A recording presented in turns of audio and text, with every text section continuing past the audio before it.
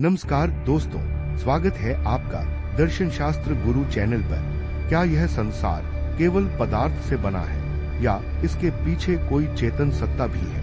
क्या मनुष्य का दुख दूर करने का कोई दार्शनिक उपाय है? इन प्रश्नों का उत्तर देता है सांख्य दर्शन, जिसे भारतीय दर्शन की सबसे प्राचीन और वैज्ञानिक विचारधाराओं में से एक माना जाता है।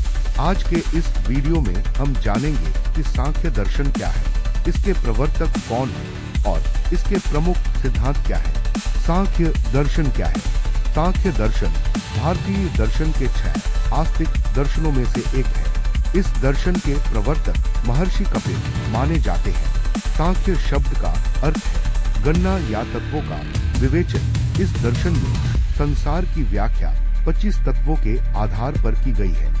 सांख्य दर्शन का मुख्य उद्देश्य है मनुष्य को दुख से मुक्त कर मोक्ष की प्राप्ति कराना। सांख्य दर्शन के 2 मुख्य तत्व। सांख्य दर्शन के अनुसार पूरे जगत का आधार 2 तत्व है। एक पुरुष शुद्ध चेतना है। यह न जन्म लेता है न मरता है, यह केवल साक्षी है और किसी कर्म में लिप्त नहीं होता।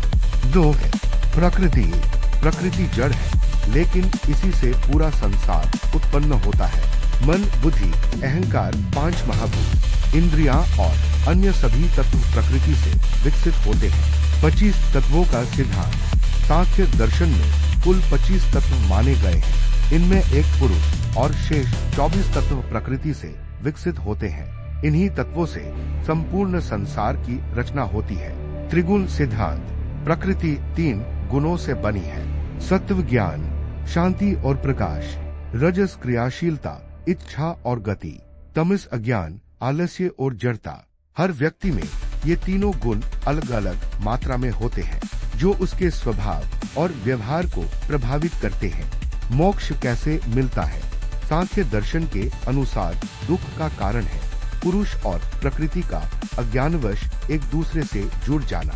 जब मनुष्य सही ज्ञान प्राप्त कर यह समझ लेता है कि पुरुष और प्रकृति अलग है, तब वह बंधनों से मुक्त होकर मोक्ष प्राप्त करता है। सांख्य दर्शन का महत्व। सांख्य दर्शन तर्क और विवेक पर आधारित है। योग दर्शन का दार्शनिक आधार माना जाता है। आत्मज्ञान और विवेक का महत्व बताता है।